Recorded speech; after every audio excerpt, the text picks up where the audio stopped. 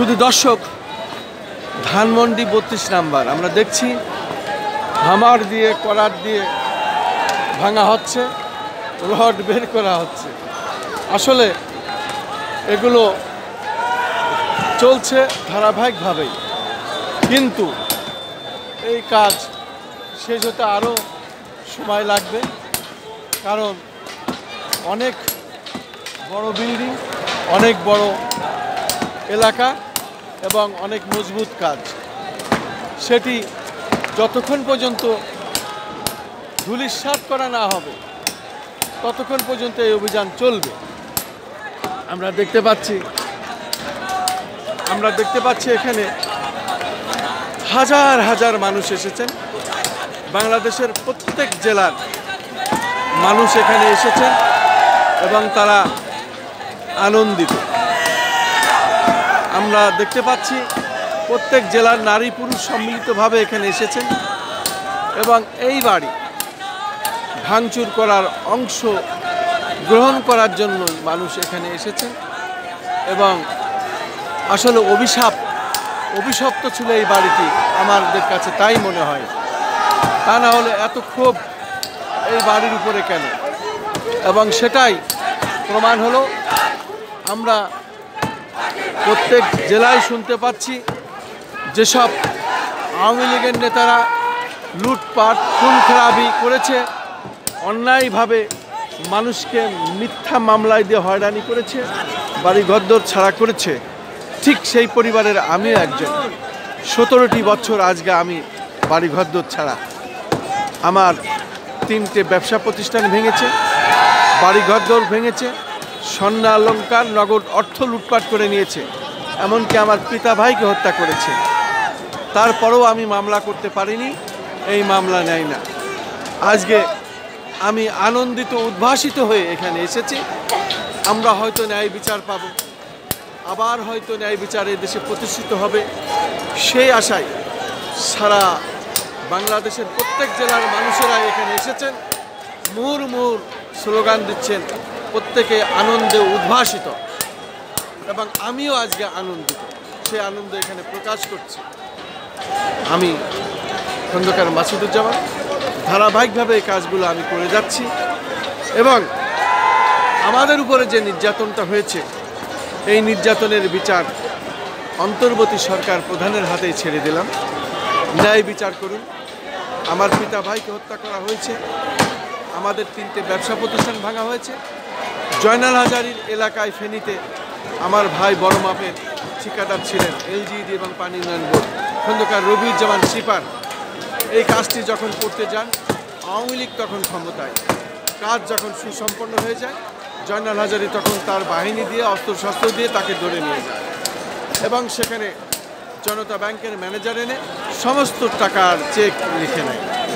এই ছিল আওয়ামী লীগের কর্মকাণ্ড এবং সেখানে শেখ হাসিনা নেতৃত্ব দিতেন, তাদেরকে বাহাদুরি দেখাইতেন। এবং সেই সাথে আরও বলতে চাই, আমার ভাই যেহেতু বিএনপির রাজনীতি করতেন এবং জাগদল থেকে বিএনপি করতেন, সেই জাগদল করা বিএনপি করা সাংগঠনিক সম্পাদক সেই খন্দকার রবিউজ্জামান সিপারের আজকে মৃত্যুবরণ হয়েছে এবং পানি উন্নয়ন বোর্ডে 1,100 কোটি টাকা উনি পাবেন, সেই সাথে এলজিডির টাকা পাবেন, জয়নাল হাজারীর কাছে টাকা পাবে।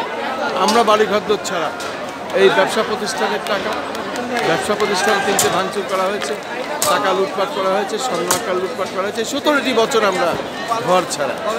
আমরা ন্যায় বিচার চাই এবং আমরা আমাদের ক্ষতিপূরণ চাই। আসামিদের ধরে জিজ্ঞাসাবাদ করলেই সব বেরিয়ে আসবে। আর এইখান থেকে নীল নকশা করা হতো, কারণ যখন আপনার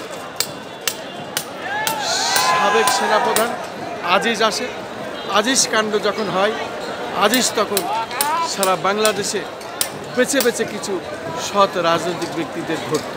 তার ভিতরে আমার ভাই খন্দকার রবিউজ্জামান সিপার ঝিনাইদহ শৈলকুপা থেকে তাকে ধরা হয় এবং শৈলকুপা কলেজে নিয়ে তাকে নির্যাতন করা হয়। এই ছিল শেখ হাসিনা এবং রয়ের নির্দেশ। সেই নীল নকশার শিকার আমার ভাই খন্দকার রবিউজ্জামান হয়, আমরাও হই। আমরা আজকে আনন্দিত, আমরা ন্যায় বিচার চাই। আজকে আল্লাহর আরশ কেঁপে গেছে এবং সেই অভিশপ্ত বাড়িটি আজকে মানুষ তিল তিল করে ভাঙছে। এ আসলে না দেখলে বোঝা যাবে না। আমি ধারাবাহিকভাবে এটা প্রচার করছি।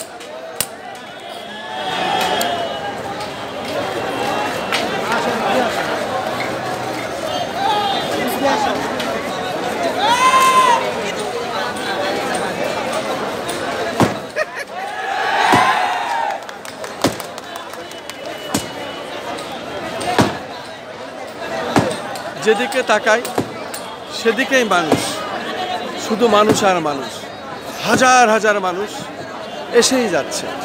তাদের প্রত্যেকের আনন্দ উল্লাস এখানে প্রকাশ করছে। আসলে এই যাবৎকালের যে অন্যায় অত্যাচার ছিল, গুম খুন ছিল, এবং এখানেও আয়নাঘর ছিল, সেখানেও মানুষ হত্যা করা হয়েছে এবং লাশ গুম করা হয়েছে। এইভাবেই তারা তাদের কর্মকাণ্ড করেছিল এবং মা বাবার যারা সন্তান হারা হয়েছিলেন সেই মা বাবার অভিশাপ ছিল, ভাই বোনদের অভিশাপ ছিল, স্বজনদের অভিশাপ ছিল। সেই অভিশাপে আল্লাহর আরশ কেঁপে যায় এবং সেখানে এই আল্লাহর আরশ কবুল হয়েছে। সেই অভিশপ্ত বাড়িটি এখন ভাঙাচোরা চলছে, আমরা দেখতে পাচ্ছি।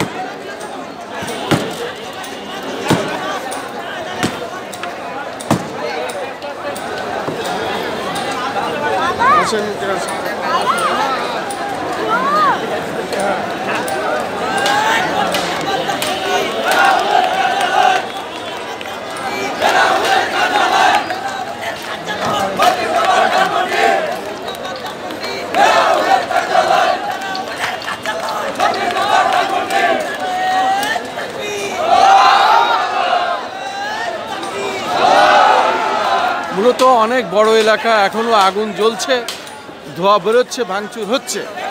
এটা এখনো অনেক সময় লাগবে ভাঙতে, বেশ কদিন লেগে যাবে। প্রত্যেক জেলার মানুষ এখানে আসছেন, অংশগ্রহণ করছেন এবং এর ধারাবাহিকতায় সারা বাংলাদেশেই অত্যাচারিত যেসব আওয়ামী লীগের নেতারা ছিলেন, এমপিরা ছিলেন, তাদের বাড়িও ভাঙচুর হচ্ছে। এভাবেই আমরা খবর পাচ্ছি এবং ইন্টারনেটের যুগে, ফেসবুকের যুগে, সোশ্যাল মিডিয়ার যুগে আমরা এগুলো দেখতে পাচ্ছি, ইউটিউবের যুগে আমরা দেখানোর চেষ্টা করছি। আমরা দেখছি মানুষ উল্লাসিত, কারণ আনন্দ না করে কি করবে? যার স্বজন হারিয়েছে সেই বোঝে স্বজন হারানোর জ্বালা। কারণ এখানেই রয়ের এজেন্টরা নীল নকশা করত এবং সেই প্রেসক্রিপশনে সারা বাংলাদেশে অভিযান চালানো হতো। সেই সব মানুষদের খুন করা হতো, মিথ্যে মামলা দেওয়া হতো, অন্যায় করা হতো, অত্যাচার করা হতো, গুম খুন করা হতো।